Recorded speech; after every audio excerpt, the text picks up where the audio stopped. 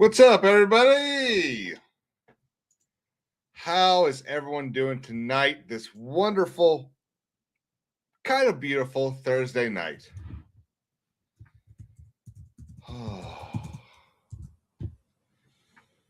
This has been quite the eventful week, I think. Thank you, Marianne. Thank you.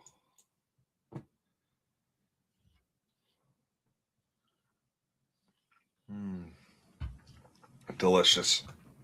What's up, Snortopus? Hokies, how are you doing? Marianne, Casey Cheeto is in the chat.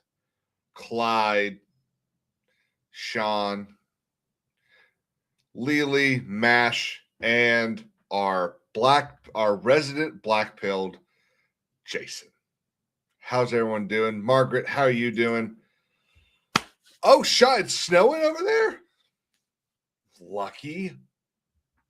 I want some snow.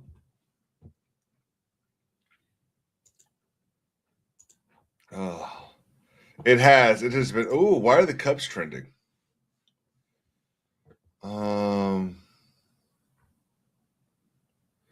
We signed some relievers. Okay. Hokies ask, what is Bondi doing? She is fighting the end of the NFA, but also doing pro-Second Amendment stuff. It is a coin toss on if Bondi will be on the right side. So the reason, from what I can tell, Bondi, as the head of the DOJ, has to defend the laws in the United States. And one of the laws is the NFA. Now, people are now suing the I think I'm going to get the list wrong. The Gun Rights Coalition, I assume the NRA, and there's 3 or 4 other groups that are suing based off of both the archaic language and the out-of-date language of the NFA, because the National Firearms Act, signed in 1934, I think, basically says that in order to own these 30 different things, you have to pay a tax stamp of $200. Now, the One Big Beautiful Bill removed that, or lowered that tax stamp to 0 for 5 different things: suppressors, short barrel rifles, and 3 or 4 other things. Honestly, I can't remember what they were. And there's already a Supreme Court precedent that says if a tax is 0, then you cannot use the Commerce Clause of the United States Constitution to enforce that law. If a law is set up to create a tax, then you are using the Commerce Clause to enforce that law, to make that law legal. And okay, where was I? And so if that tax is reduced to 0, then you are no longer it's no longer a tax by the very definition of the fact that there's no money coming in. So if that tax is reduced to 0, then you cannot use the Commerce Clause to enforce that act or enforce that tax, which means it's null and void. Now, what this lawsuit is trying to do is force the Supreme Court to either make the NFA completely illegal, which I don't think they'll do. I think they will basically just strike those 4 or 5 items that the tax was reduced to 0 on. They'll strike those from the NFA. That's the most likely one.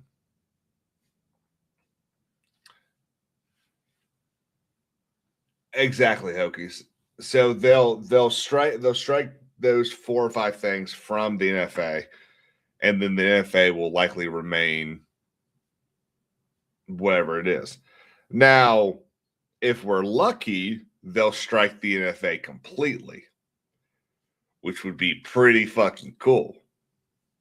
What's up, Alec Baldwin's finger? Alec Baldwin's finger, the only finger that's 1-1.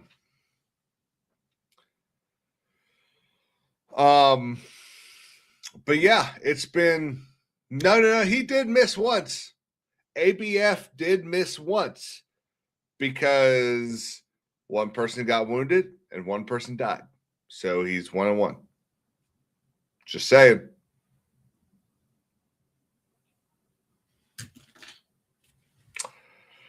But no, it has been a very interesting 8 or 9 days in the Supreme Court. They've been having oral arguments.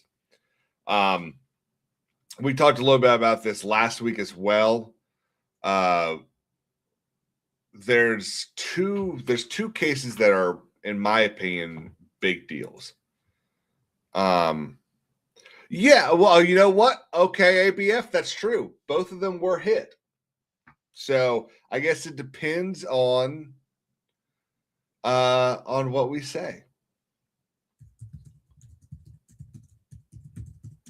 So the two cases. Where's this library? I just had it open earlier. Here we go. C-SPAN. The one good thing that C-SPAN has supplied me with.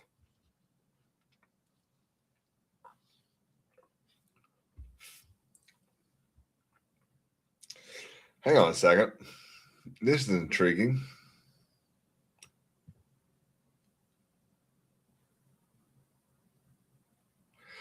Oh, wow. So this is the thing that's kind of annoying about where we are in the Supreme Court. What you have is over the last 20 to 30 years. So last 20 to 30 years, it has become very apparent. This has been an issue for probably 180 years, but it's become a much more common issue in the last 2 or 3 decades. So what you have now is two parties that want two very different things for America. And you have the Supreme Court that is basically in the middle. And what they keep having to do is pull different decisions back to the middle. So the things that they're usually supposed to do get kind of lost in the weeds. This is an example of one of them. Burke v. Choi is an oral argument that was held on the 6th of October. And it's the Supreme Court hears oral arguments on Burke v. Choi, a case about whether federal courts must apply state laws that require plaintiffs to provide expert witness affidavits in lawsuits. Now, I'm sure that sounds extremely boring. And I kind of agree with you. But what's funny is I'm sitting here going, what do you mean?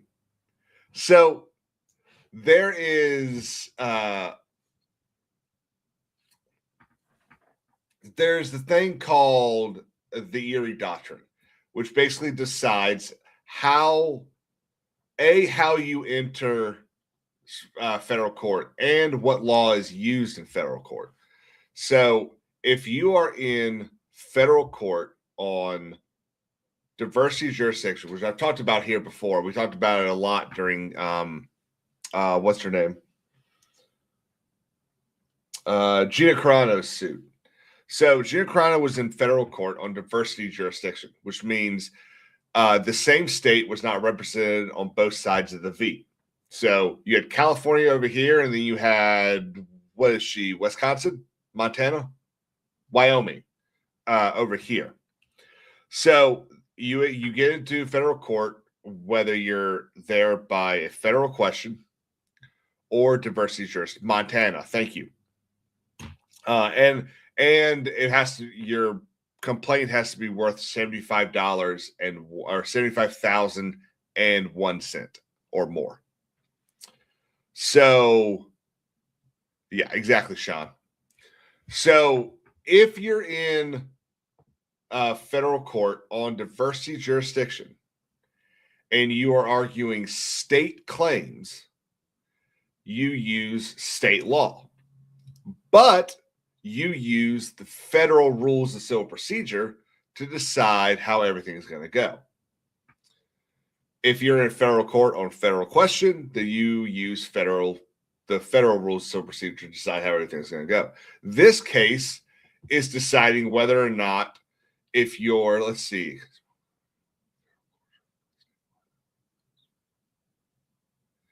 So this case would decide in the first case on whether or not you have to use the state laws. Hang on, how did this get to the Supreme Court? This seems so obvious to me. Let's see. I don't want to read through everything.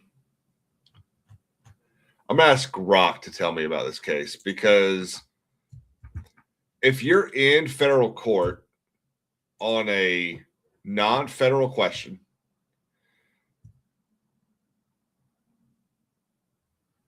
oh, I see. I get it now. I get it. We're going to have to close my eyes to explain this one.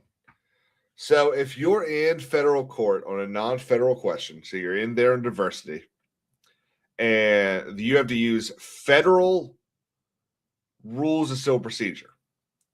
You're using state law to decide the question.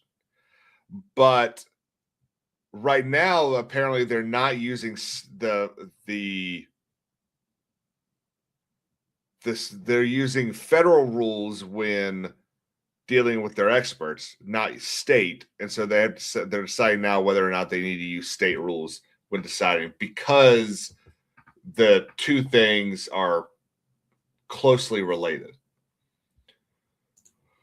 Okay, sorry, that got a little boring there for a second. But the cases that they've been talking about, or that they heard this week, so where's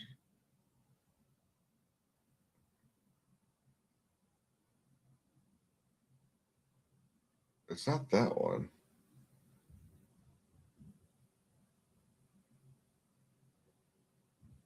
They must be hearing this later. They announced it. Okay, so the two big news that came out of the Supreme Court this week is Monday they announced that they will hear Donald Trump's appeal. I know, dude, it made my head hurt too. They will hear Donald Trump's appeal, or the DOJ's appeal, to the stay of the federal courts that has blocked his definition of birthright citizenship. So they will hear those oral arguments. That's going to be a huge deal. If the Supreme Court overturns the idea that was created out of that Asian case in 1860 or 1880, whatever it was, which I still say that case does not say what people say it says, but it hasn't really been challenged since, so we don't have an actual definition of it. But if they're able to get birthright citizenship overturned, I mean, that's another 30, maybe 40 million people out. Now, the question would be, where do you do that? You know, you've got let's call it 60. Well, let's go 50. You've got 50 million people who are citizens because of this concept of birthright citizenship that we've had for technically 120 years. Where do we start making them not citizens? Do we say if you're 5 years old, you're not a citizen? Or do we say from this date forward, their birthright citizenship is over? I think what you probably do is you probably start it at Sean. So yes, that's the thing. So they were legal residents of the United States when he was born, and they were not how do you describe it? Upholden to another power. So they weren't diplomats of China. They weren't here because of something they were doing for another country. They were just living here. That's why he gained it. But the annoying thing is that it got expanded to mean if your parents were just here, which I don't understand. I don't get how that happened. And that's what I think the case will ultimately explain, is basically saying that they're going to make it determined that if your parents are legally residing within the United States, and they'll probably put some emphasis on why they're here. Like, you're not going to be able to say, okay, as long as you get your how long is a tourist visa? 18 months?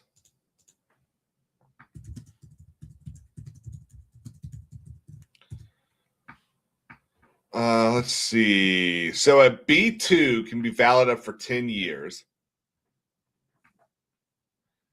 6 months is the typical length of a B2 visa.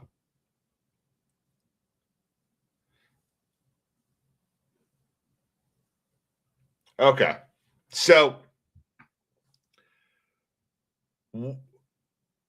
if the Supreme Court completely overturns birthright citizenship, I think they will set it to the date of Donald Trump's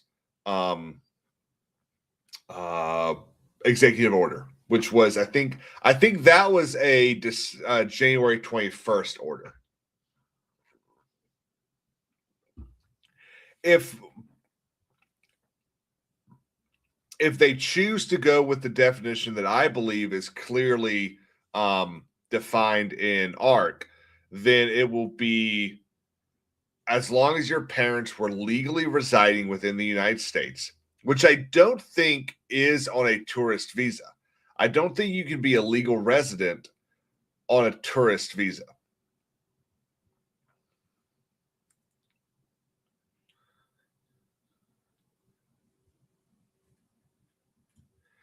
An argument could be made that birthright citizenship would only apply to non-dependents.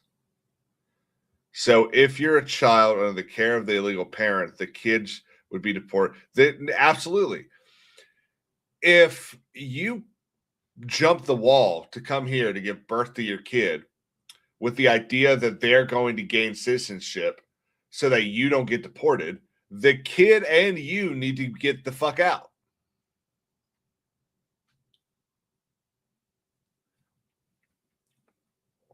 So, Lily, that's that scares me, because if there's a decision that can be made, a reasonable decision that can be made here in the United States that would cause so much violence to make the summer of love look peaceful, then we already know that's the wrong, that we're too far gone on that thing. Like, that's I think that's terrible that could happen. God, my hat just does not want to stay straight, does it?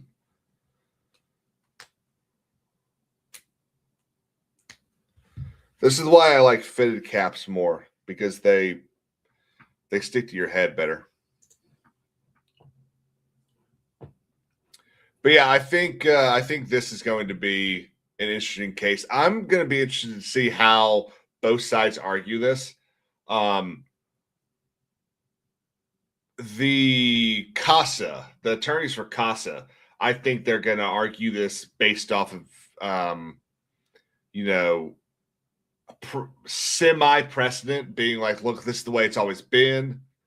But again, ARC makes it pretty clear that the reason that they granted him citizenship was because his parents were legal residents.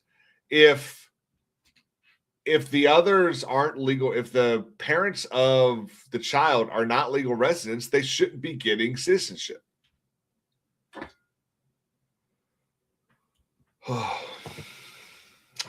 weird. Let's see. Then the other. No, where's my. Oh, here it is. The other case is, of course, if anyone has watched our videos or my videos today or yesterday, they already know what I'm about to talk about. The other one is the decision by Donald Trump to fire 2 FTC commissioners. Oral arguments were held on Monday for, what's it called?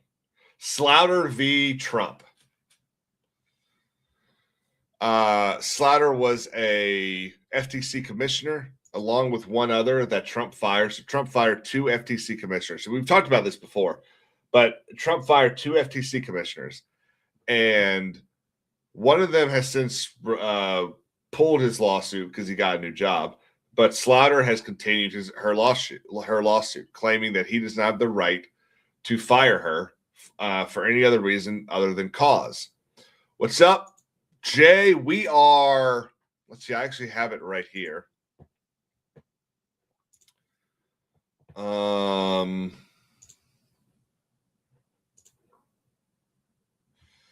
About 750 hours, I think. We're getting close. We're getting real close there. We've had some good videos this week, but some good live streams in the next couple of weeks should do it. 520 subs, so I'm loving it. So that's the thing, Hokies. So what she is arguing is based off of a Supreme Court decision in 1935 called Humphrey's Executor. Humphreys was an FTC commissioner that FDR tried to fire. Well, he did fire him. And Humphreys actually died in 1934 before the case was decided. That's why it's called Humphrey's Executor. So Humphreys was an FTC commissioner that had political disagreements with FDR, and FDR fired him. And Humphreys sued, saying that Congress has created reasons why you can fire an FTC commissioner. You cannot fire me just because you have a political difference. The Supreme Court agreed.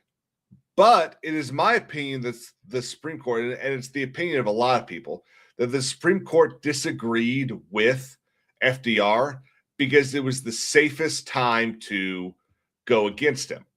So we have to look back to what was going on in 1935, 1934, when all this was going on. So you've got FDR who has threatened to pack the Supreme Court, has threatened to basically destroy any semblance of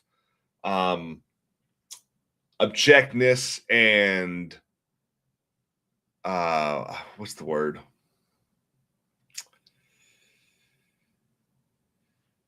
Separation, maybe, that the Supreme Court has with the executive and the legislative bodies. And so they have been cowtailing to everything that he's wanted for 4 years now. And finally, they have an opportunity to kind of push back without actually making him lose, because Humphreys is dead. They're doing the same thing that John Marshall did in Marbury v. Madison. They are telling Thomas Jefferson, no, you can't do this. But at the same time, telling Congress, no, you can't do this. Well, at the same time, telling Thomas Jefferson, no, you can't do this. And allowing John Adams to get his win.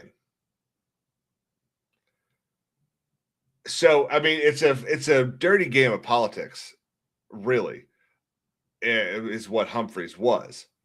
So if they get to the point now where they agree that Humphreys is bad law, which if you listen to Neil Gorsuch on Monday, he's very clear that Humphreys is bad law. And what it basically does is it creates a quasi-legislative and judicial department inside the executive branch, which is not what was supposed to happen. So I think they're going to overturn it. I think they're going to allow the president to fire whatever federal employees he wants because he's the fucking president. I mean, why should the 50th president be saddled with non-elected people from the 49th or 48th president that might not agree with his vision or her vision, but his vision? Let's be honest. Like it's bullshit law at this point. It doesn't make any sense.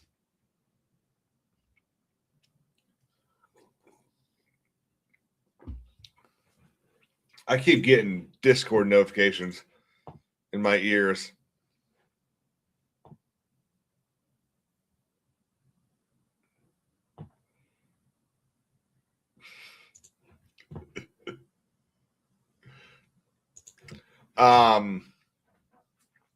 Let's see.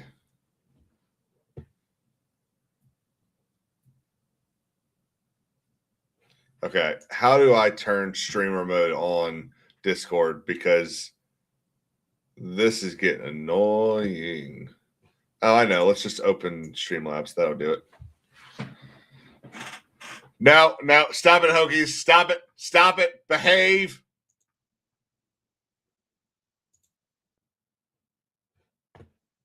Streamer mode's on now, so I won't hear it. Gotcha. Hoagie said if they are separate, then Congress should not be able to tell posts how to run the executive. So yeah, I mean, that's at the end of the day, that's really what it comes down to. The president is the head of the executive branch. He should be able to run it as he sees fit. The bureaucracy should not be able to tell the American people what they do, what they will and will not do. And I think that's kind of where everyone, at least in the DOJ right now, is looking at this at. And that's where it seems like most of the justices are looking at it as well. We heard from Alito as well, talking about how, you cannot, the legislative branch should not be able to restrict the, or the bureaucracy of the legislative branch and the executive branches should not be able to restrict the political decisions of both the president and the American voter. We shouldn't be able to, the legislative branch shouldn't be able to decide that, we're going to create these positions that have, 20-year terms because we feel like they need that body or that department needs stability. No, the stability should be they do a good job and maybe get to stay around the next time an election happens. But if they keep fucking shit up, they shouldn't be able to be there. Lean back. We're talking about Humphreys right now.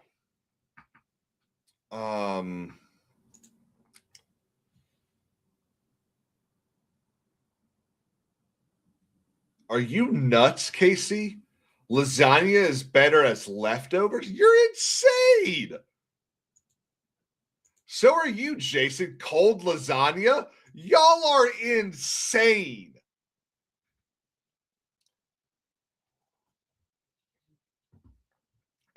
But she's right about this. Don't forget to hit that like button. Clyde just tagged me on Discord to mess with me.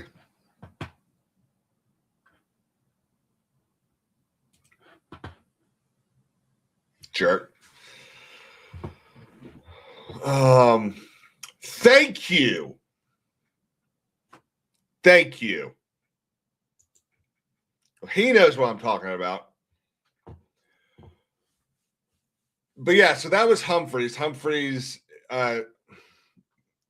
generally, this would be probably one of the biggest decisions, at least in the pro-Trump ideal. It's not as wide sweeping as something like the Chevron decision was.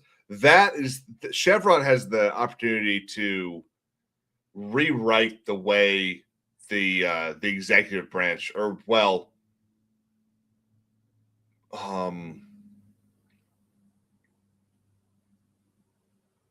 yeah. Chevron has the ability to rewrite the way the executive departments and agencies run. forever. If you don't remember, Chevron was a case decided in the, someone's going to correct me, I'm going to say the 70s, that basically said that 1984, that basically said if there is a rule that a department or an agency creates, we are going to give great deference to the opinions of that agency if it conflicts with something that Congress says. So what it means is Congress sets up this department and it says, these are the things the department can do. Well, these things aren't static. They're going to change over time. And one example is the FTC. The FTC is supposed to regulate the airwaves, but when it started, it didn't say anything about television. Television wasn't around yet. So before things can get added and updated through Congress, because Congress moves slowly, Chevron says we're going to allow these agencies that know their thing, their whatever they're in charge of, they know it well enough to be able to make rules about it, which, hold on to that thought because I'm going to hit that as well. They know things well enough about it that they can make quick decisions until Congress catches up. Well, we no longer adhere to what these decision makers think. Now it's, what did Congress say you're allowed to do? Oh, are you not allowed to do that? Well, you better go back to Congress and ask them to make you allowed to do that. But speaking on the PhDs and the experts, our favorite justice, our favorite Supreme Court justice, Justice Jackson, would like you to know that presidents should not be able to fire the PhDs and the experts who run the government. She argues that presidents should avoid control over transportation and the economy. Aren't those like two things that he's elected to talk about or deal with? Justice Jackson claimed the president should have no power to fire expert bureaucrats. She said economists, PhDs, scientists, and transportation officials should operate beyond presidential reach. Such a view would carve the heart out of Article 2. Listen to this. Let's listen to this.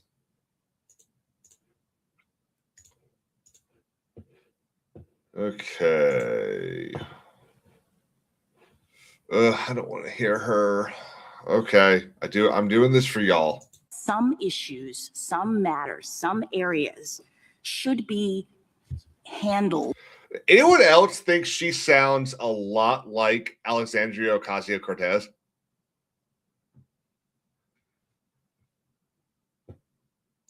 In this way by nonpartisan experts, that Congress is saying that expertise matters with respect to aspects of the economy and transportation and the various independent agencies that we have. So having a president come in and fire all the scientists and the doctors and the economists and the PhDs and replacing them with loyalists and people who don't know anything is actually not in the best interest of the citizens of the United States. These issues should not be in presidential control.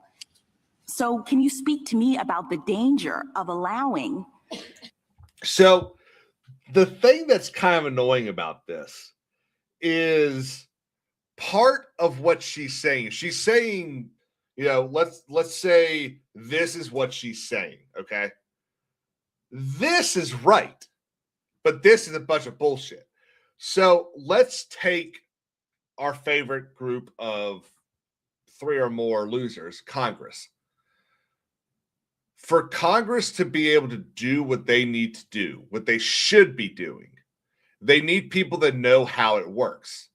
So if every 2 years, new interns, new pages, new clerks, and all that had to be hired, come in and learn the ropes, Congress wouldn't do anything in that first year, because not that they do anything now, but it would take a year for everyone to figure out how stuff works.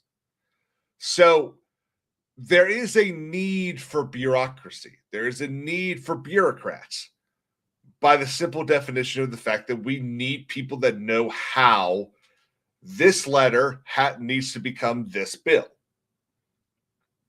What we don't need is a bunch of doctors who are paid by big pharma and paid by foreign governments and paid by the Act Blue to tell and testify in Congress that this drug is good for you because of this, or this shot has a 95% chance of making you not catch this virus, when it's just a lie.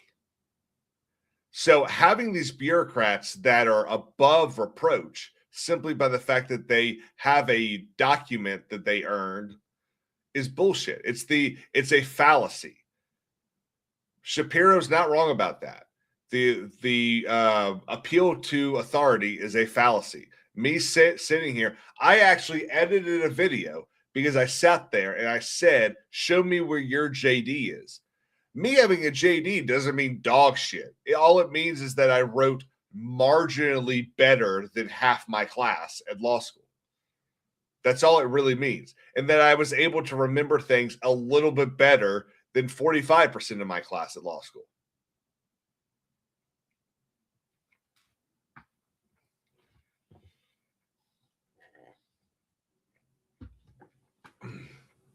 I don't know. What do y'all think? Wow, the chat went by fast. Let me hit this. Jason asks, how many outdated laws or decisions are still in the books in the federal government? So theoretically, none.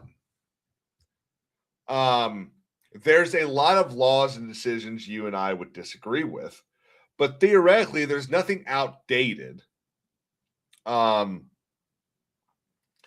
There's stuff that hasn't caught up with technology in the sense that let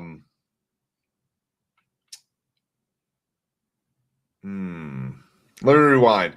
So one of the reasons these agencies exist is so that they can make rules about things. One of the reasons the FTC was created was because they needed a body that could make a rule about radio and television and phone lines because Congress was too slow to do it. Technically, there shouldn't be outdated rules, or at least not rules that are extremely outdated, because these departments and these agencies should be updating their books quickly. But part of the problem is that the rulemaking process has become really bogged down with red tape. I made a video a while back about what was it? Let me look at my videos. I've made a lot of videos now, so I can't really remember what it was.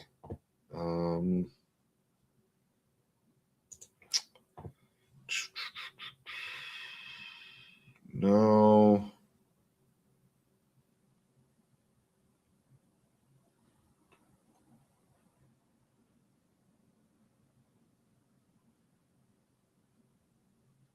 No, let's see.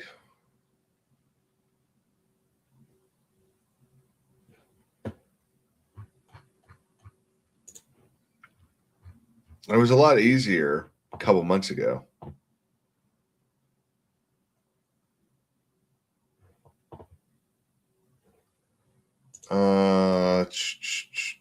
Nope, not Texas, not that one.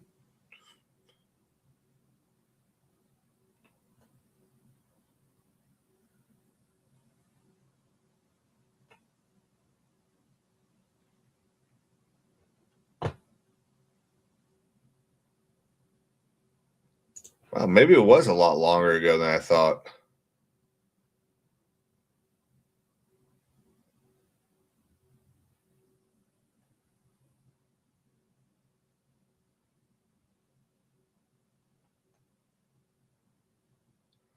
No, I don't think okay. So there was a rule that the former, I think it was the FTC, the former FTC was going to create. And I believe, it was the one-click rule. That's what it was. That canceling a subscription or unsubscribing from something had to be as easy as subscribing or joining something. So instead of being able to, like, I think HelloFresh does this. If you sign up for HelloFresh or one of those meal plan things, it's easy to go sign up, but in order to cancel it, you have to call between like 2 and 4 p.m. on a Thursday standing on your head. So this rule would have made that illegal. The problem is they didn't follow all of the correct procedures. So a federal court, an appeals court, struck it down because they didn't follow the rules. But the thing that sucks about it is that would have actually done a lot of good for the American taxpayer. The CBO, the Congress Budget Office, concluded that rule would cost the economy over $100 million a year. If a rule is determined to cost the economy less than $100 million a year, then there's like 3 or 4 things that agency doesn't have to do. If it's determined to cost more than $100 million, they have to do these things. What blows my mind is the hypocritical nature of a rule that's going to save American taxpayers over $100 million a year that is now being overturned because they didn't follow the things for that rule. Blows my mind. Really pisses me off. Not a damn person. There isn't a person alive that knows what's actually happening on the internet.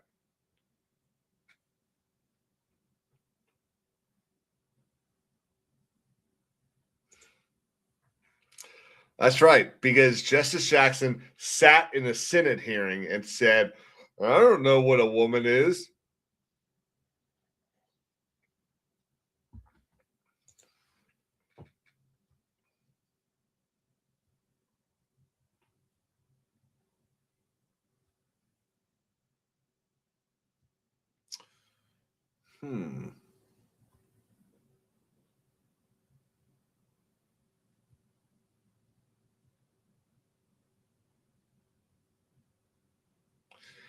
Yeah, I mean, it might. I honestly, that's the thing about the bar, man.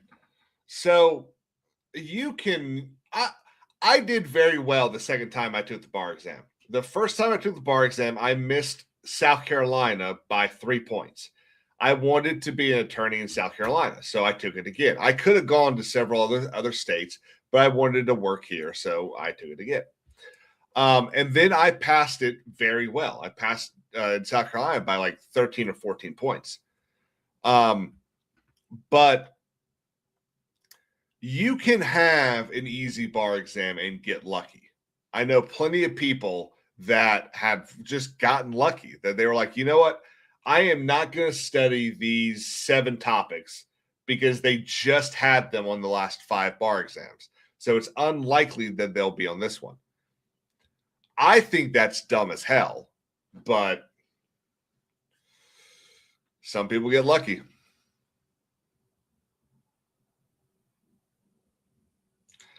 And Hokies, that is why RFK disbanded or fired all of those people on that committee, because they were constantly green taping or green stamping these drugs and not actually doing testing on them.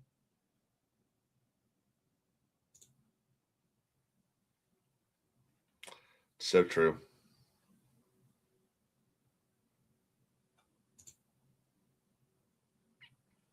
Did y'all see the thing about her apparently having holes in her brain from not using her brain enough?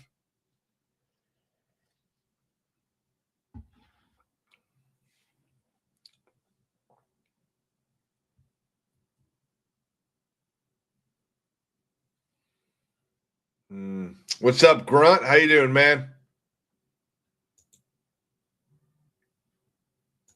I love outdated laws. They're hilarious. And Clyde, you know what? Let's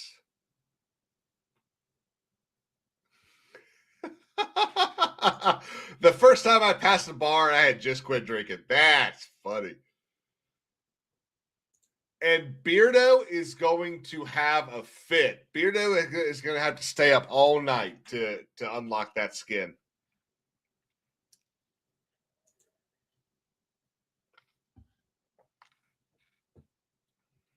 Clive, let's talk about that. Anyone know what way too big. Anyone know what Clyde's talking about here? I'm pretty sure I saved it. Here we go. Is this the attorney? Yes. Preston Brine is an attorney at Brine Storm. He's the managing partner. This is a guy that honestly is probably a fucking genius. So we all remember Ofcom, the UK's internet people, tried to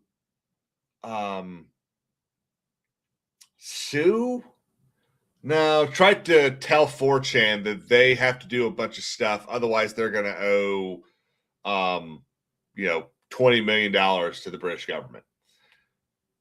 4chan hired this firm, and this firm politely told them to fuck off. Well, Australia just tried to do the same damn thing. This law firm represents, I think it's the name of the person in charge of 4chan. I thank you for your email with the word official. Oh, wait. First, I want to see if I can find the... Hang on.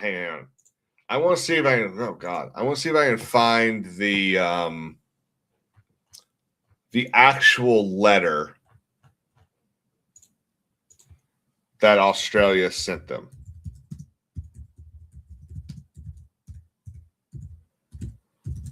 Wow, I spelled 4chan wrong.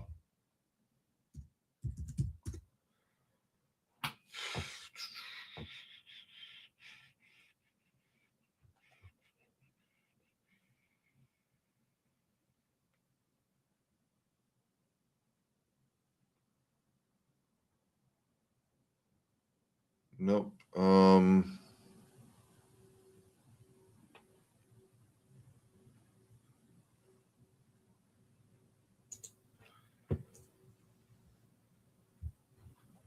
No. Damn, this would have been so funny. Oh well. So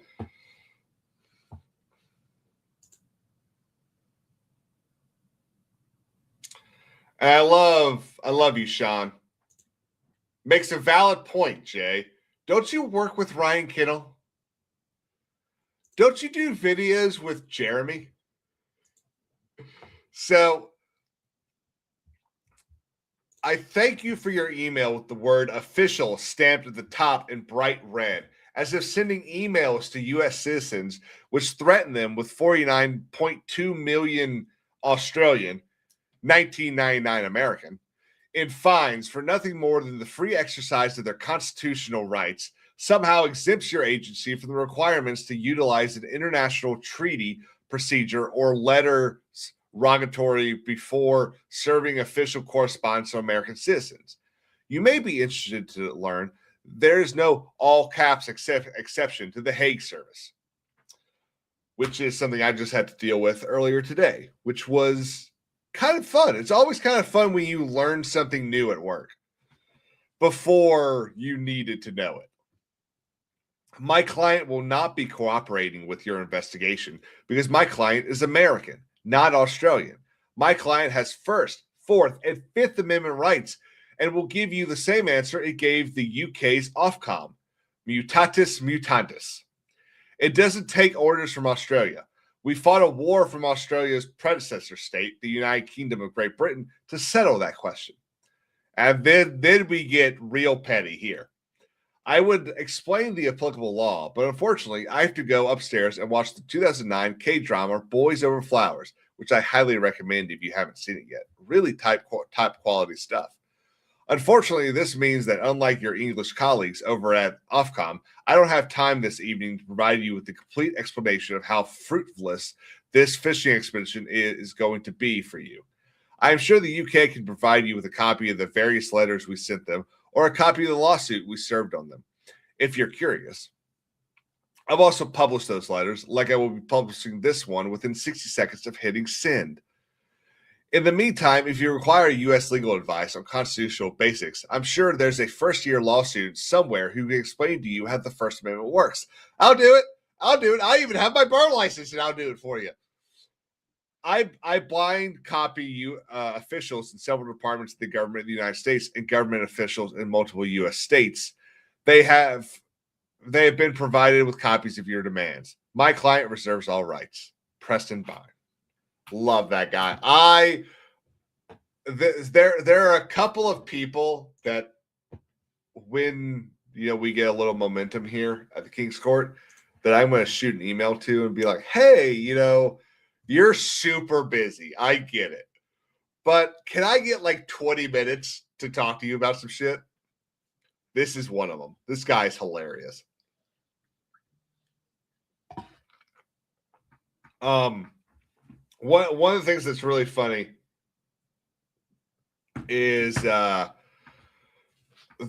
a rule here in South Carolina that we are required to be courteous.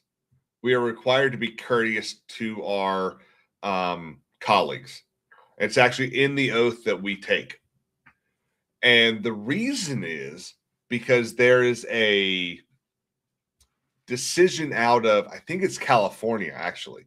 There was a California bar decision that stripped some people of their bar license because of an email that was sent. And this guy had just finished this case with these other attorneys. And so he sent an email kind of thanking everyone, but he really disliked one of the people. So he was basically, hey, everyone, thank you all so much for doing this. We had a great time. John, thank you so much. Sarah, thank you so much. And Elizabeth, I'll see you next Tuesday. Now, if anyone knows what see you next Tuesday means, everyone in that office did know. And she got really angry and reported him to the California bar. That case got like nationwide press at the same time that we here in South Carolina were realizing that attorneys were being kind of assholes to each other. So the bar and the Supreme Court decided to get together and pass a rule and amend the oath of attorney. So now we have to be courteous and polite to each other. All it means is we found better ways and easier ways of being assholes to each other.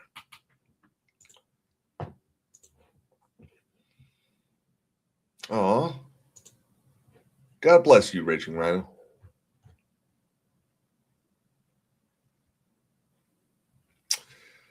Hey, remember that opinion that thing from HHS that said autism or Tylenol might cause autism?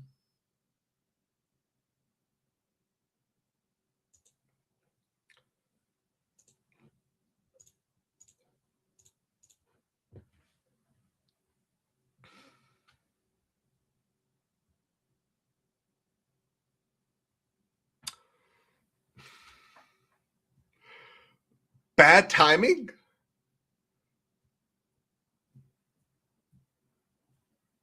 Like, what are we doing?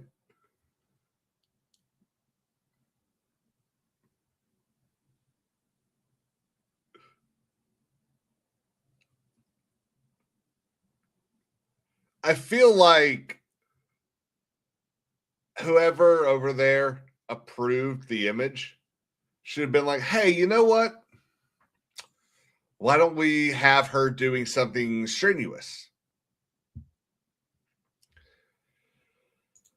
I mean, I hope so. There's still a baby in there, though. I don't know. I think it's funny. Stop doing that.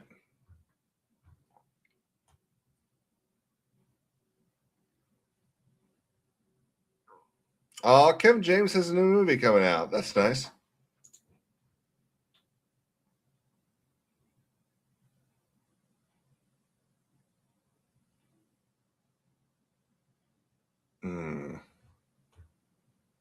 Tim Waltz's drug of choice. It's pretty fucking funny.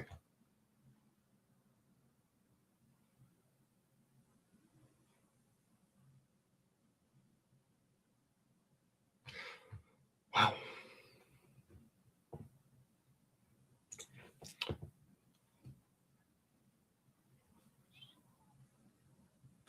Oh, jeez, Grunt.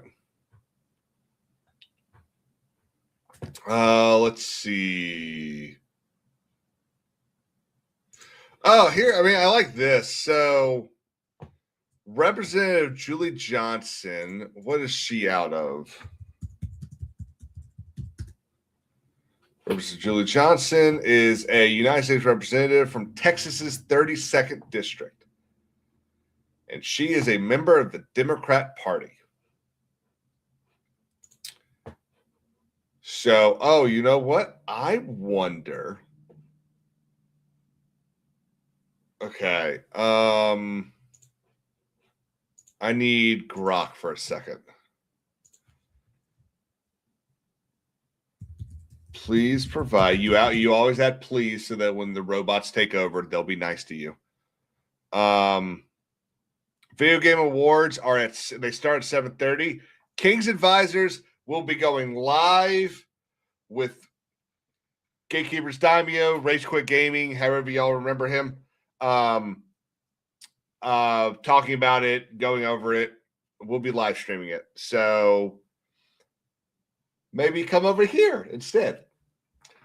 Please provide a list of the Texas representatives that are likely to lose their seat with the new map for congressional seats.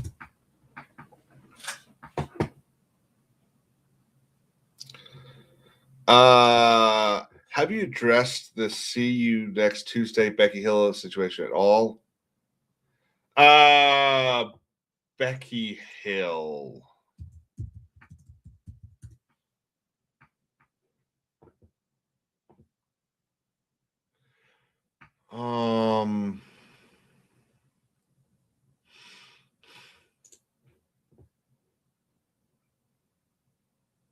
Former court clerk in South Carolina who helped out with the murder trial of attorney Alex Murdaugh pleaded guilty Monday to criminal charges for showing sealed court exhibits to a photographer and lying about it in court.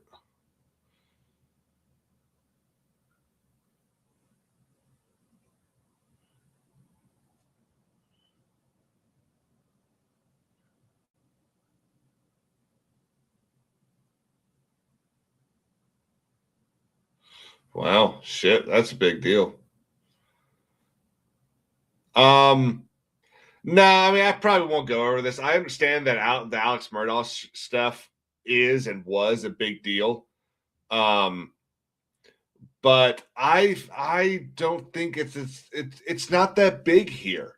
We don't really care about it. I don't really know anyone when all that was going on that was like, dude, what do you think? Like, I can't believe it.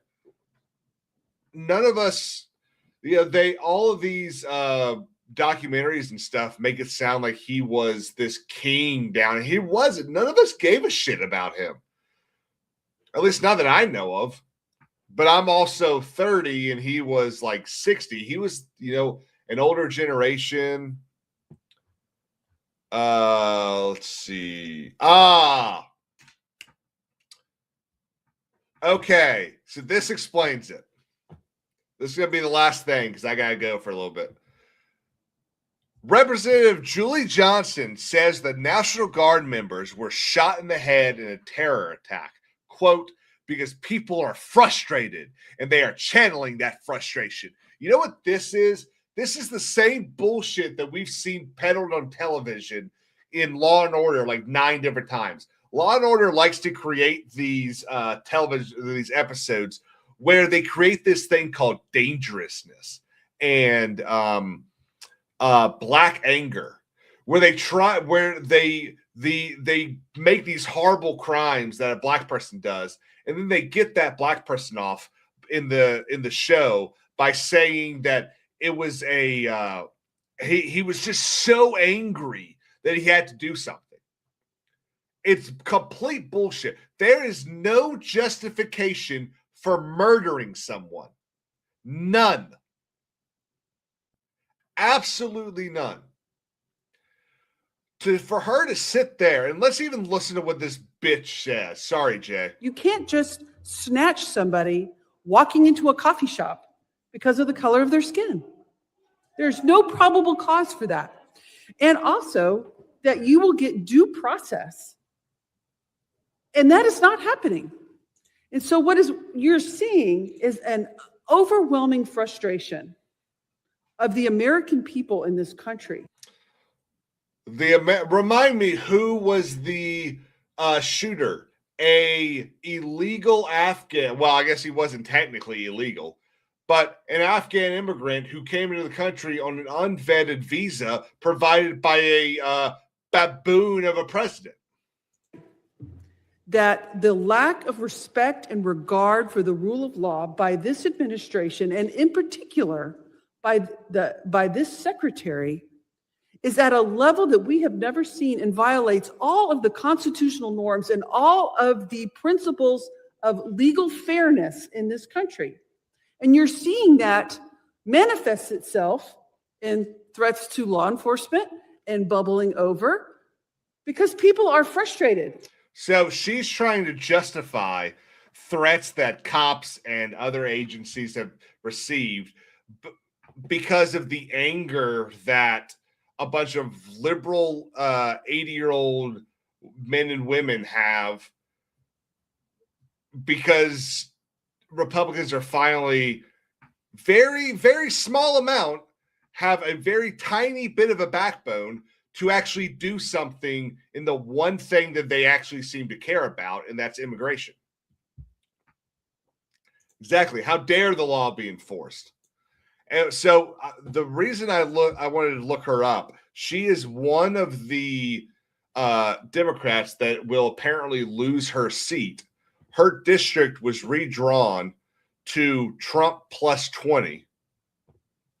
One of the other Democrats that will lose their seat is Al Green. And it's funny that Al Green will lose his seat because Al Green's attempt to impeach President Trump just failed the House.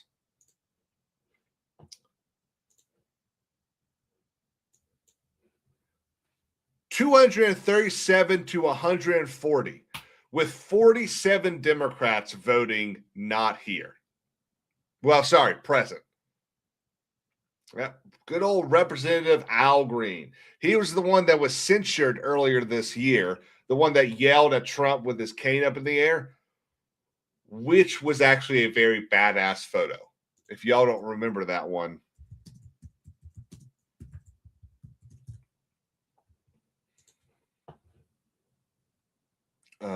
There was a very specific one that was very good. This one. This is actually a pretty cool photo. I'm a big fan of that. That's a cool photo. I like that. But yeah, he's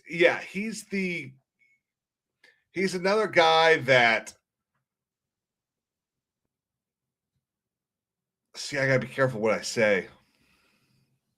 He's just an idiot. We'll just stick with that. He's just an idiot. But yeah, he filed articles of impeachment against the president, 3 months ago.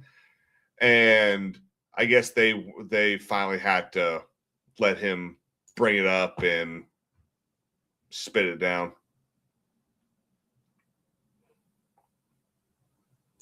All right, I lied. This is my last thing. A report from Scott Turner, the Housing and Urban Development Secretary, says that between 21 and 24, U.S. foreign-born population accounted for more than 60% of rental demand growth. That means your $1,000 a month rent that you had in 2020 likely increased to $500 to $700 on average because of the vast amount of illegal aliens that came into this country. People should be shot for this.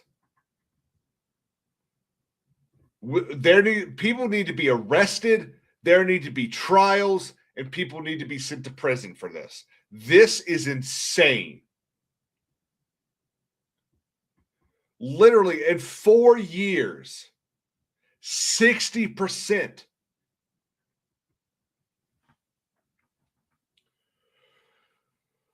Oh, hi, Wicked. I hope you had a great night or having a great night. Are you going to end up playing Sea of Thieves?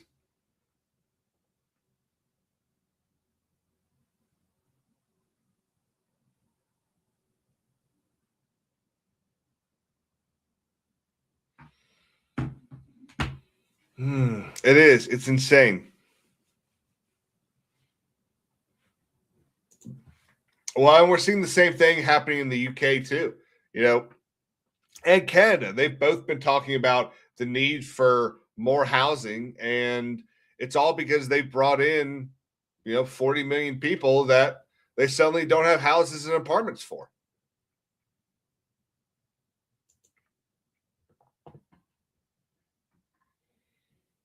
So, Sean, the only reason I call it silly at best is because I think it's named wrong.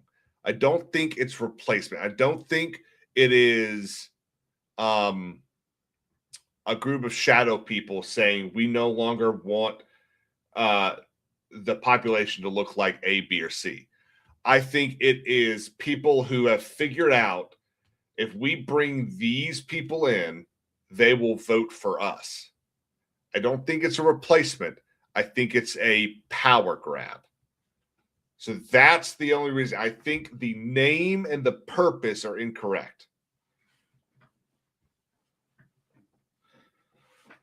All right, guys. That's going to be it. I'm going to drop the link to our show over on King's Advisors. We'd love to see you over there. We're going to be the Game Awards start at 7:30. We're going to go live about 7:35. I do not expect a lot of stuff in the first 5 minutes, so it'll give us a little bit of time to chat. What we're basically going to do is we'll bring the sound up and everything during announcements and awards. But other than that, Damian and I are just going to chat and kind of talk about video games over the last year and what we're hoping to see in the upcoming year. Everyone, thank you all so much for being here. Like I said at the beginning or earlier with Jay, we're closing in on getting monetized over here. So every view, every hour helps, and I am extremely appreciative of all of it. Hope you all have a great night, and I hope to see y'all over at King's Advisors. And now I'm just going to keep talking until it ends.